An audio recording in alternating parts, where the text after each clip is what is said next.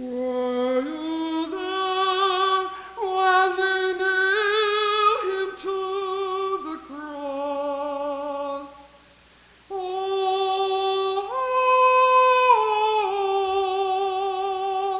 sometimes it causes me to tremble, tremble, tremble.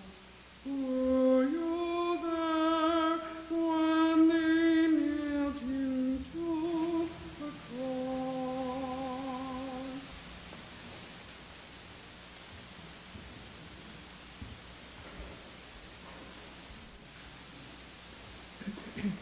Again, thank you very much for being here tonight. One thing, sometimes people stand up in congregations for singing. We ask that you stay seated tonight. Please join in my opening litany. Were you there when they crucified our Lord? Yes, we were there. Were you there when they nailed him to the tree? Yes, we were there. Were you there when they laid him in the tomb? Yes, we were there. Were you there when they said, "This Jesus must die"? Yes, we were there. Lord, at all times it causes us to tremble when we consider the sorrow, pain, and suffering you so freely took upon yourself for us. As we follow you to the cross, we can't help but ask why this horrible thing must happen. How is it that the shouts of Hosanna have so quickly turned to shouts of crucify him? But deep down, we know. Deep down, we know whose sin causes your death. It is our sin, our rejection, our treason that brought you to Calvary. Yes, we were truly there. We humbly thank you that your love, forgiveness, and mercy that so greatly offended us is still extended to us. Grant that we may die to our sin and so be raised to new life with you. We ask all this and everything else in the words you taught us to pray. Our Father, who art in heaven, hallowed be thy name. Thy kingdom come, thy will be done, on earth as it is in heaven. Give us this day our daily bread, and forgive us our trespasses, as we forgive those who trespass against us. And lead us not into temptation, but deliver us from evil. For thine is the kingdom, and the power, and the glory, forever and ever. Amen. Please join in our hymn, Beneath the Cross of Jesus, on page 338.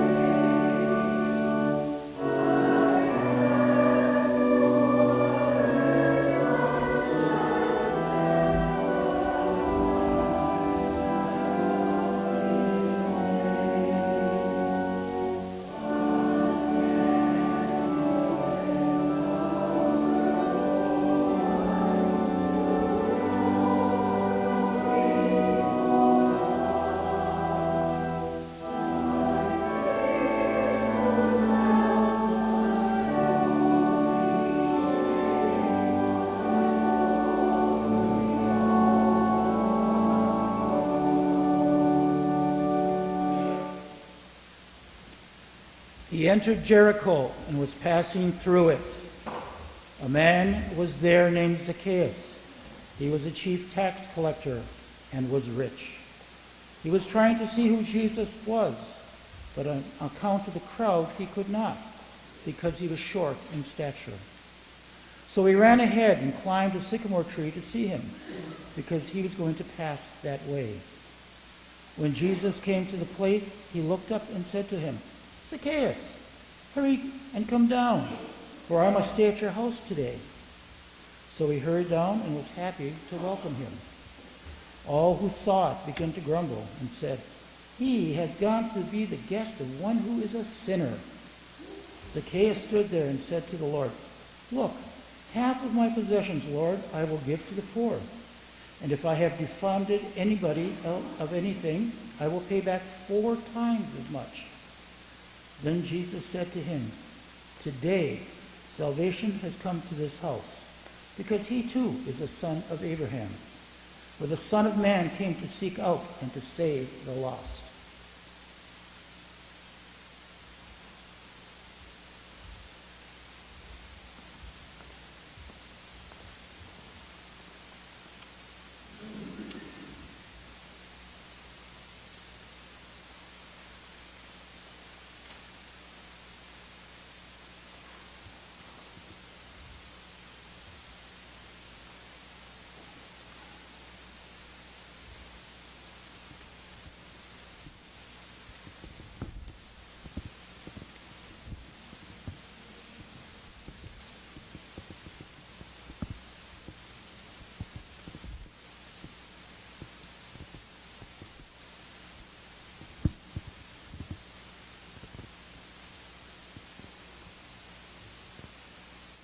I'll never forgive Jesus for this.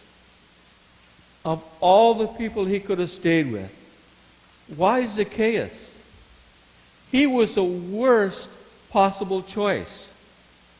Zacchaeus was a traitor, a turncoat. He had sold out to the enemy. And on top of it all, he was getting rich in the process. You got to hand it to the Romans. They are as smart as they are cruel. They know how much we Israelites hated to pay their taxes. Nobody likes taxes. Tax collectors can charge whatever they want. And when they send Rome what Rome expects, they get to keep the rest. No questions asked. Now I ask you, what type of person would steal from his own people and help the enemy at the same time? I'll tell you, greedy pigs. Pigs are out to make an easy buck, even if it means helping the Romans.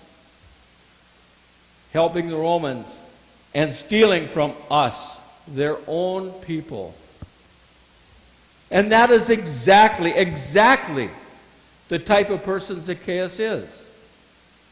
Someone who betrays his own people, happily gets rich off their toil and labor, and in the process helps the Romans stay in power. And oh, how rich he has become. He admits it. Zacchaeus says he will give half his possessions to the poor.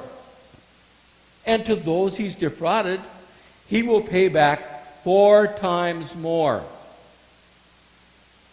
Now I ask you, where do you think he got that money from? He got it from us. He's robbed and cheated us for years, while all the time living high and mighty. And now he thinks he can make it all better by giving back part of what he's stolen? He makes me sick. It makes me sick to even think about it. And how is he repaid for all his evil? What is his punishment? Jesus declares him saved. It's not right. Zacchaeus is the worst type of sinner. Jesus is way out of line on this. Something has to be done. We can't stand for this. This Jesus must die.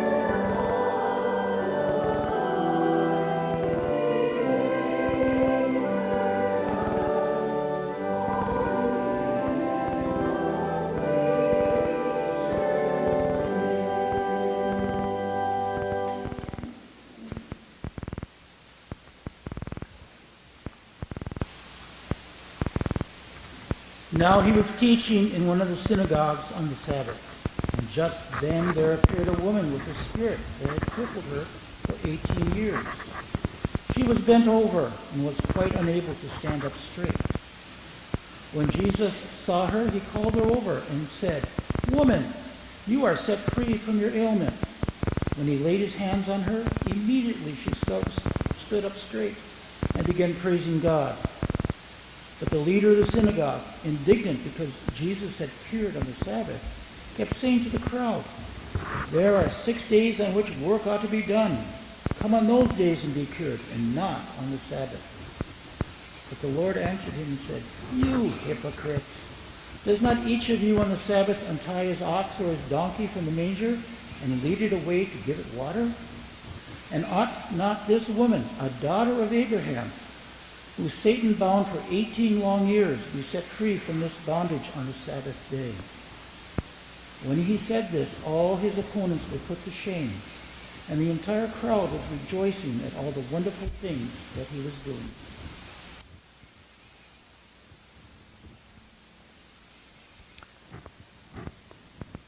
I resent being called a hypocrite.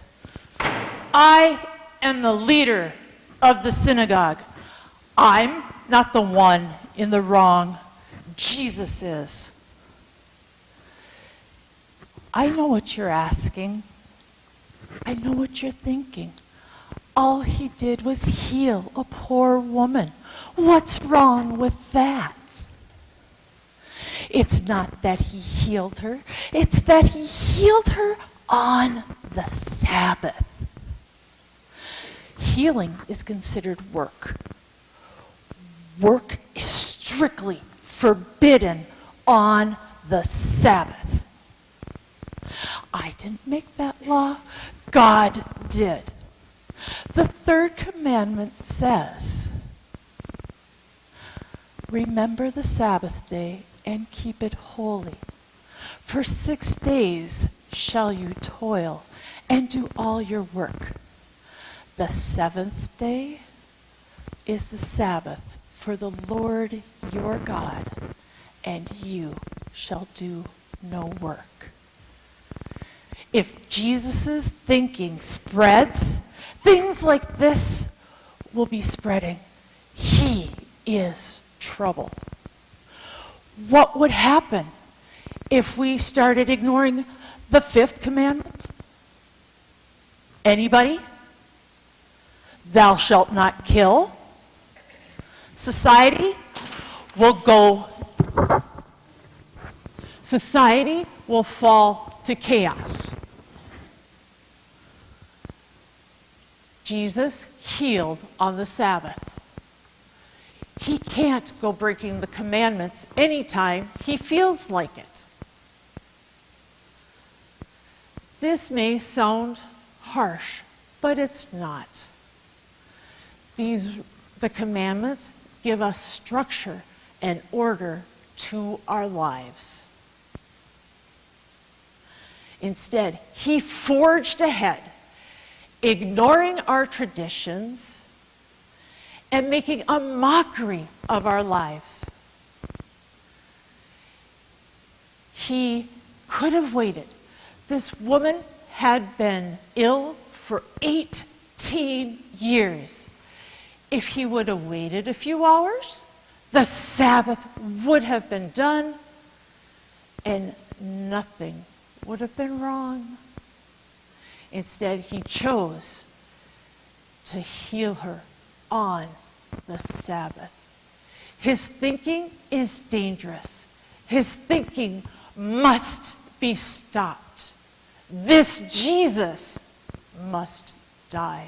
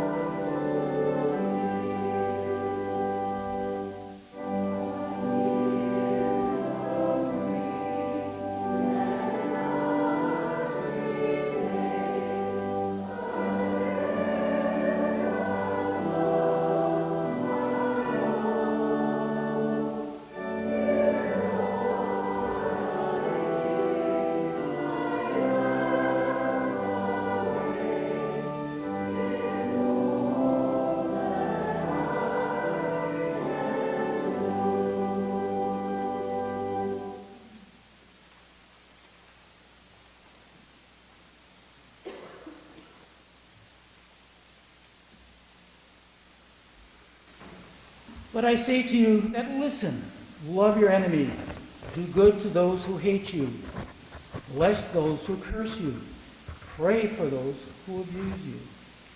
If anyone strikes you on the cheek, offer the other also. And from anyone who takes away your coat, do not even withhold your shirt. Give to everyone who begs from you. And if anyone takes away your goods, do not ask for them again. Do to others as you would have them do to you.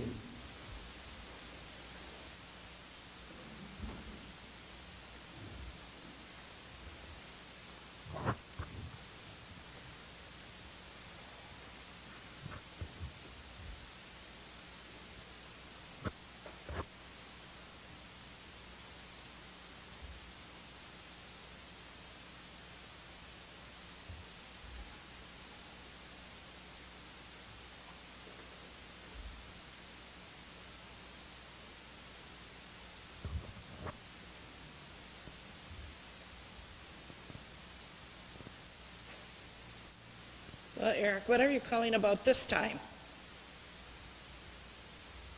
Oh, and who's all going with you? Are Debbie and Todd going? Well, you know it's supper time, and you know how Dad and I feel about having our family home at supper.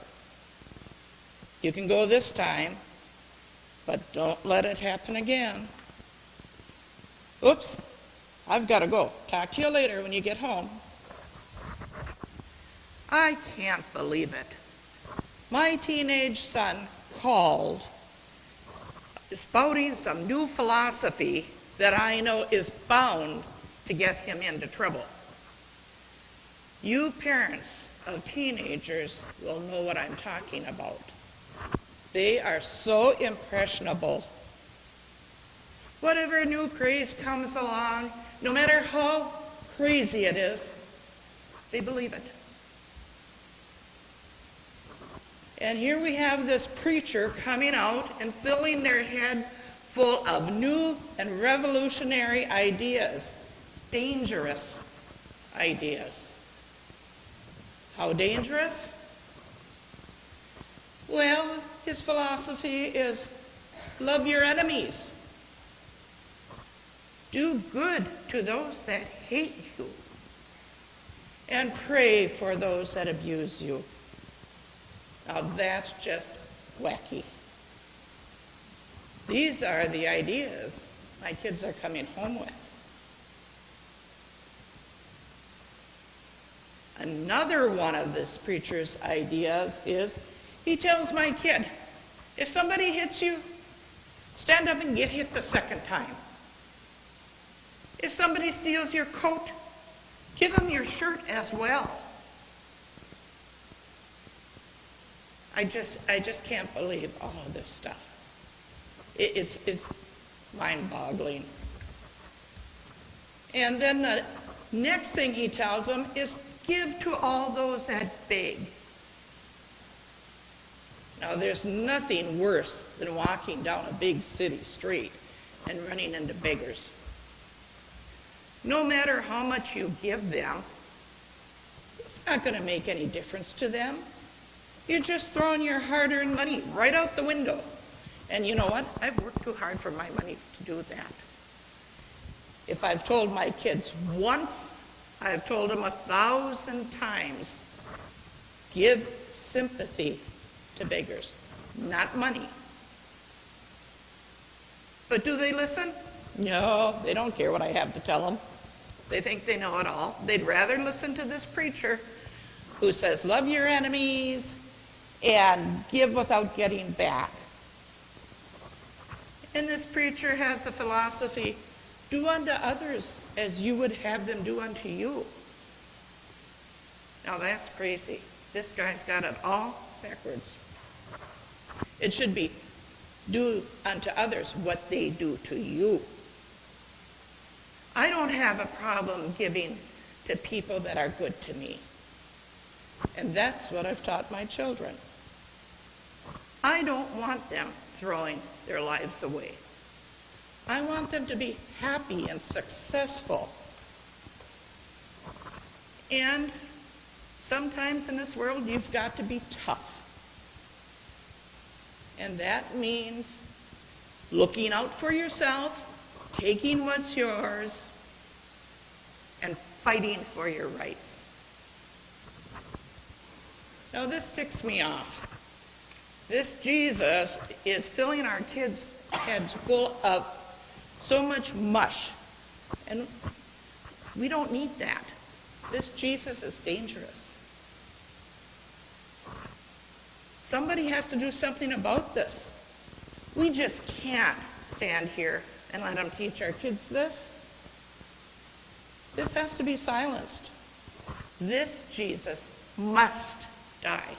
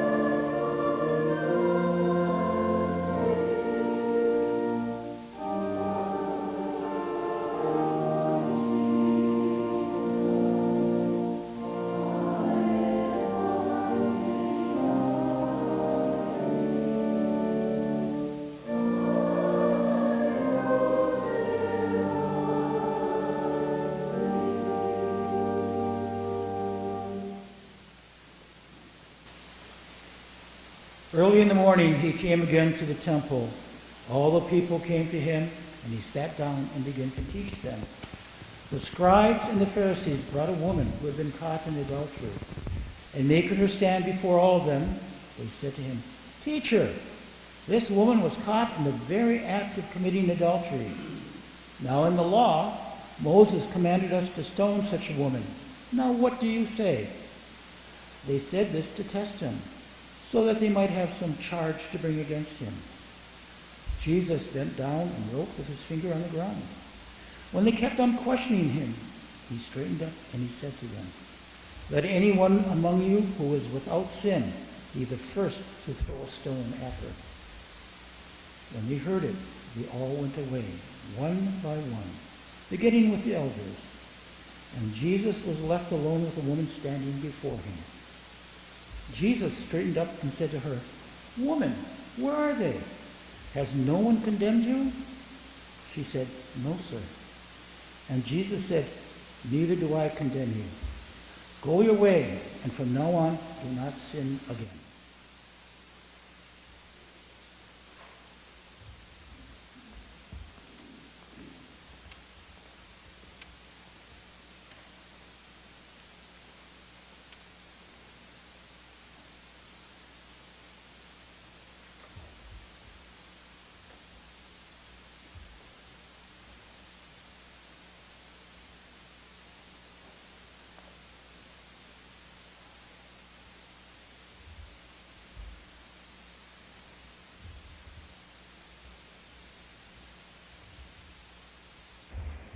A gross miscarriage of justice. A gross miscarriage of justice took place that day. I was among the Pharisees who brought that shameful woman to Jesus. We knew it was his custom to go to the temple and teach. And so we were sure we would find him there.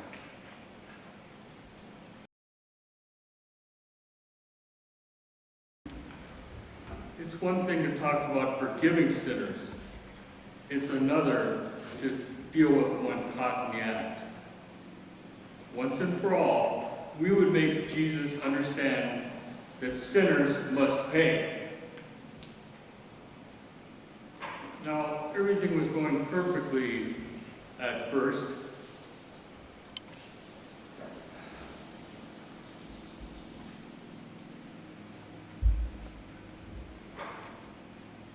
The adulterous woman never denied her guilt, never even once begged for mercy.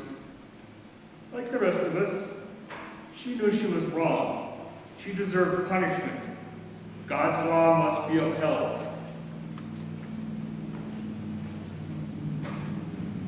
Even Jesus had no reply at first. He just bent over and started drawing on the ground. At last, the great teacher had nothing to say. There was no way out of this one. This woman deserved death, period. And once he did speak, he said, "Let the first one among you who is without sin throw the first stone at her."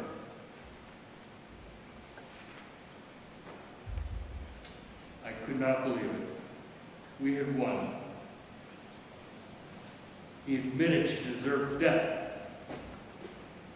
I started looking around for the stone to carry out the judgment. And then I recognized something's wrong.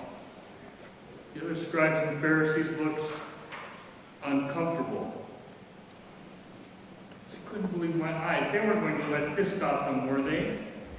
We are the righteous people. We follow God's law. We make the proper sacrifices. We do what God expects of us. We had every right to judge this woman and to carry out that judgment. We were not caught sinning. She was. And then everything went from bad to worse. Everyone started walking away. I could not believe it. All these people who had worked so hard to uphold God's law were being chased off by Jesus' trickery. Well, maybe we're not completely without sin, nobody's perfect, but we were certainly better than this evil woman before us. I wanted to say, what's the matter with all of you? She deserves death. Don't let a little case of conscience cloud your judgment. Compared to her, we are without sin. But I said nothing. I stood there as they all walked away. Eventually, I left too. I couldn't believe this Jesus had won again. Now more than ever, I know he needs to be stopped. He can't go on making a mockery of our laws and calling good people sinners. He's got to be stopped. He's dangerous. This Jesus must die.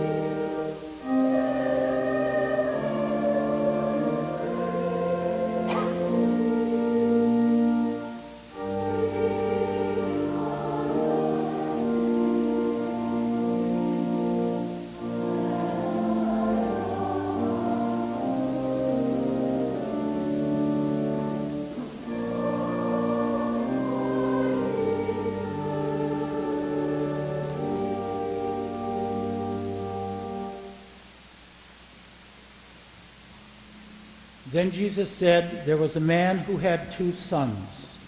The younger of them said to his father, Father, give me the share of property that will belong to me. So he divided the property between them. A few days later, the younger son gathered all that he had and traveled to a distant country. And there he squandered his property in dissolute living. When he had spent everything, a severe famine took place throughout the country, and he began to be in need. So he went out and hired himself to one of the citizens of the country, who sent him to his fields to feed pigs. He would gladly have filled himself with the pods that the pigs were eating, and no one gave him anything. But when he came to himself, he said, How many of my father's hired hands have bread enough and to spare? But here I am dying of hunger. I will get up and go to my father, and I will say to him, Father, I have sinned against heaven and before you. I am no longer worthy to be called your son. Treat me like one of your hired hands. So he set off and went to his father. But while he was still far off, his father saw him and was filled with compassion. He ran and put his arms around him and kissed him. Then the son said to him, Father, I sinned against you in heaven before you. I am no longer worthy to be called your son. But the father said to his slaves, Quickly, bring out a robe, the best one, and put it on him. Put a ring on his finger and sandals on his feet. And get the fatted calf and kill it, and let us eat and celebrate. For this son of mine was dead and is alive again. He was lost and is found. And they began to celebrate.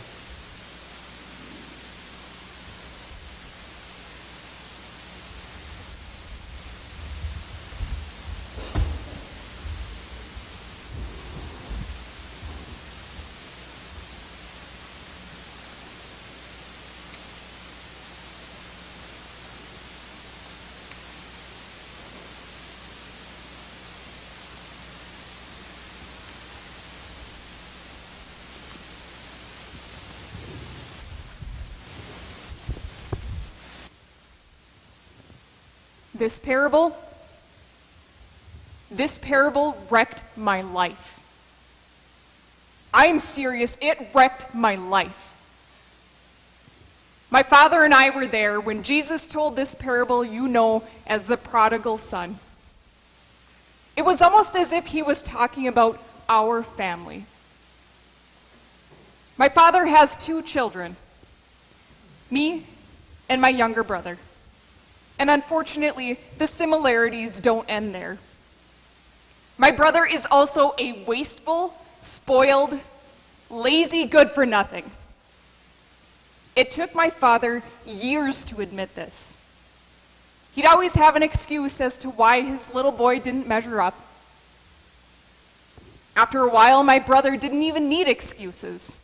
Father just forgave him before he even asked. And of course, I played my part in our little family drama. I was the responsible one. I did my share of the work and my brother's share.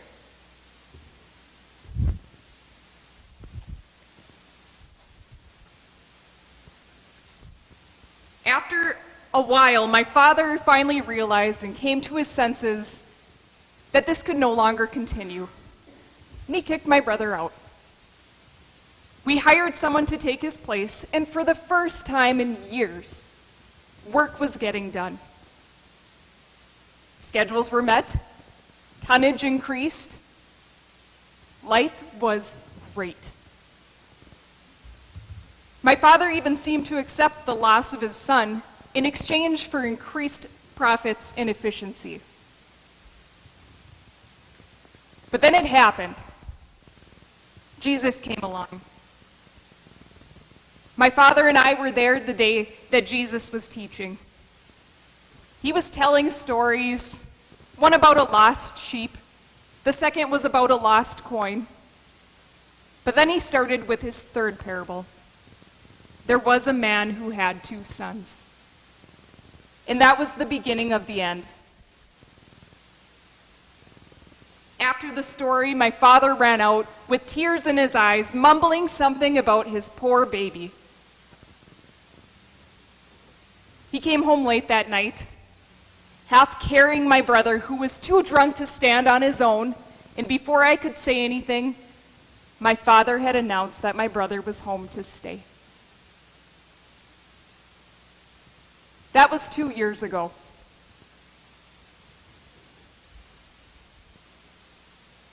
It only took months after my brother's return, and we went bankrupt.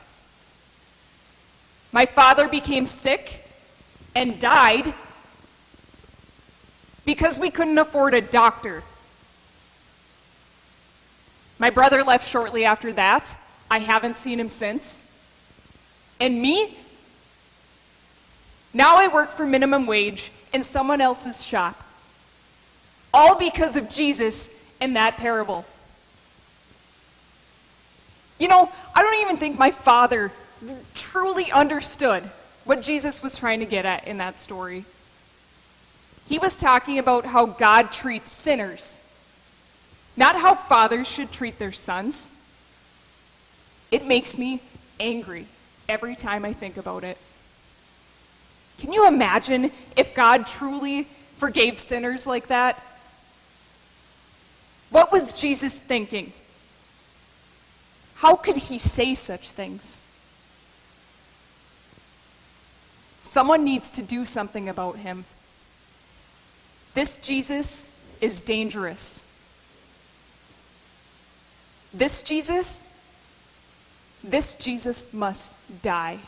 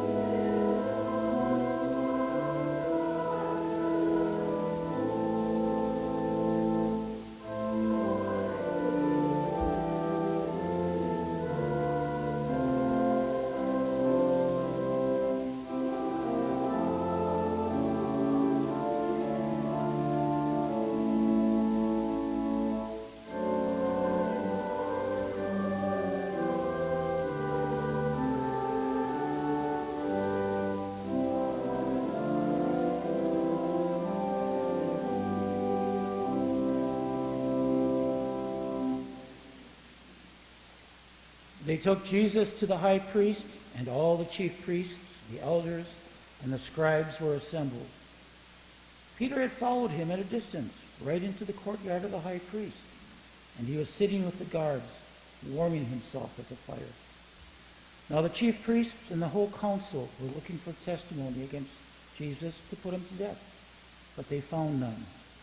For many gave false testimony against him, and their testimony did not agree. Some stood up and gave false testimony against him, saying, "We heard him say, 'I will destroy this temple that is made with hands, and in 3 days I will build another, not made with hands.' But even on this point, their testimony did not agree. Then the high priest stood up before them all and asked Jesus, 'Have you no answer? What is it that they testify against you?' But he was silent and did not answer. Again the high priest asked him, 'Are you the Messiah, the Son of the Blessed One?' Jesus said, 'I am. And you will see the Son of Man seated at the right hand of the power, and coming with the clouds of heaven. Then the high priest tore his clothes and said, "Why do we need witnesses? You have heard his blasphemy. What is your decision?" All of them condemned him, deserving death.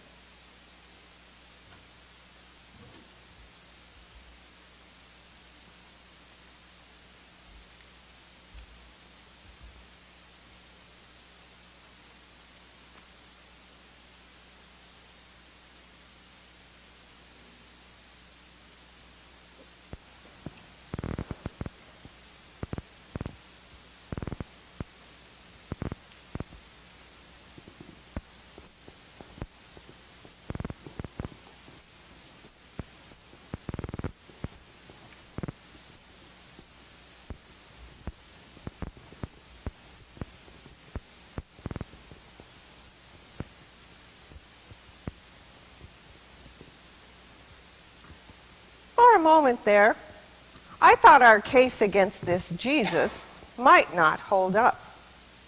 We had lined up so many witnesses to testify against him that surely 2 of them would agree on some horrible thing that he had said or done. But we were having no such luck. None of their testimony was the same. I was afraid we were going to have to let him go.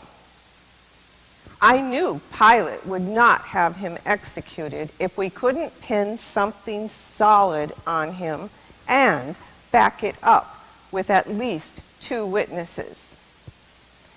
And if ever anyone needed to be killed, Jesus did.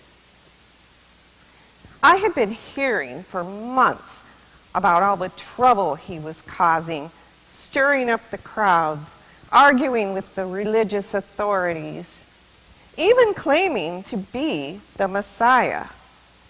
Oh, that's exactly what I needed. Some would-be Messiah to stir up the masses and start an armed rebellion against Rome. Can you imagine the bloodshed and the destruction? Not to mention the religious and political consequences. The last thing I needed was some blaspheming rabble-rouser to mess up everything I had worked for. But now that we had finally brought him to trial, everything seemed to be slipping away. We were out of witnesses. We had proved nothing. We would have to let him go.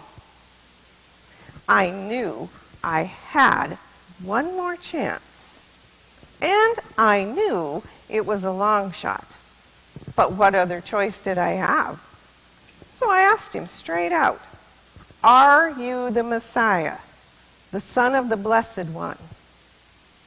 I didn't expect him to answer. I assumed he would just remain silent. I couldn't believe my ears when he answered, "I am. And you will see the Son of Man seated at the right hand of power and coming with the clouds of heaven." Oh, it was more than I could have even hoped for in my wildest dreams. Right there, in front of everyone, he openly admitted to being both Messiah and God's Son. We needed no more evidence. We needed no more witnesses. Pilate would have to do something now. Pilate would have to kill anyone who claimed to be a king or God. And this Jesus had just claimed to be both. Pilate would never know what a favor he was doing me when he sentenced this Jesus to death. Finally, my troubles would be over. Jesus' reputation as a teacher, a healer, and a miracle worker would slowly fade away. His ragtag followers would disband. And all this nonsense would come to an end. Order would be restored. Jesus had caused enough trouble. Someone has to do something about it. He's dangerous. He has to be stopped. He has to be silenced. There is no doubt about it. This Jesus must die.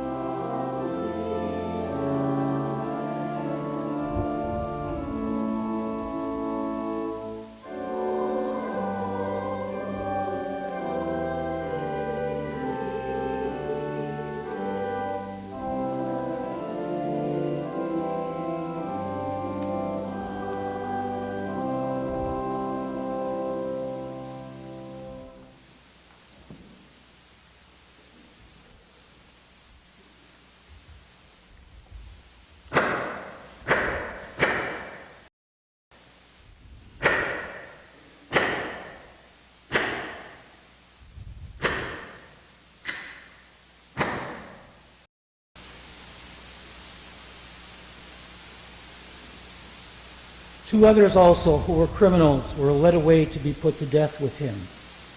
When they came to the place that is called the Skull, they crucified Jesus there with the criminals, one on his right and one on his left. Then Jesus said, "Father, forgive them, for they do not know what they are doing." And they cast lots to divide his clothing. And the people stood by, watching. But their leaders scoffed at him, saying, "He saved others. Let him save himself, if he is the Messiah of God, his chosen one." The soldiers also mocked him, coming up and offering him sour wine, and saying, "If you are the king of the Jews, save yourself." There was also an inscription over him, "This is the King of the Jews." One of the criminals who was hanged there kept deriding him, saying, "Are you not the Messiah? Save yourself and us." But the other rebuked him, saying, "Do you not fear God, since you are under the same sentence of condemnation? And we indeed have been condemned justly, for we are getting what we desire for our deeds. But this man has done nothing wrong." Then he said, "Jesus, remember me when you come into your kingdom." He replied, "Truly I tell you, today you will be with me in paradise."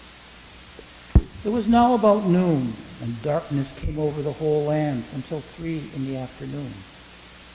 While the sun's light failed, the curtain of the temple was torn in two. Then Jesus, crying in a loud voice, said, Father, into your hands I commend my spirit. Having said this, he breathed his last. When the centurion saw what had taken place, he praised God and said, Certainly this man was innocent. And when all the crowds who had gathered there for the spectacle saw what had taken place, they returned home, beating their breasts. But all his acquaintances, including the women who had followed him from Galilee, stood at a distance, watching these things.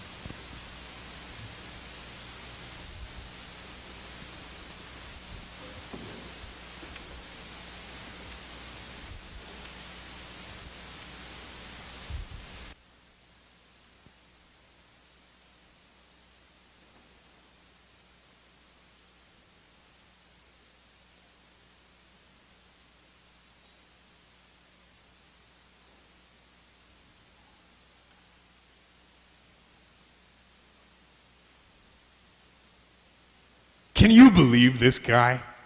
Even as he hangs from the cross dying, he extends God's grace and mercy to those who don't deserve it. Who is he to say, "Truly I tell you, today you will be with me in paradise"? Doesn't he get it? Doesn't he realize that's exactly the kind of talk that got him crucified? We have had enough of his offering God's grace and mercy to the undeserving. He can't be allowed to continue forgiving sinners like that. What about us? What about us good religious people? What about those of us who try our best to do what God expects of us? We might not be perfect, but at least we try. I hate to admit it, but I resent the fact that Jesus freely offers sinners what I have worked so hard to earn. Now I understand why so many people thought Jesus must die. His notion of God's forgiveness really is offensive to those of us who try our best to earn God's salvation. And I always assumed bad people thought Jesus must die.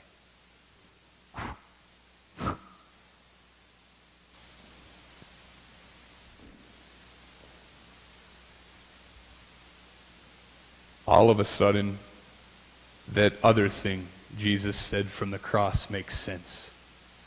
Father, forgive them, for they do not know what they are doing. I never thought the they included me.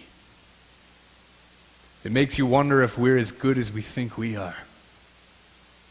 Obviously, we need as much forgiveness as anyone else Jesus forgave. But it's too late now. Jesus is crucified. He's dead and buried. Without knowing it, we put to death the one God sent to save us. But we can't undo what we've done. It's out of our hands. I guess it's all up to God now.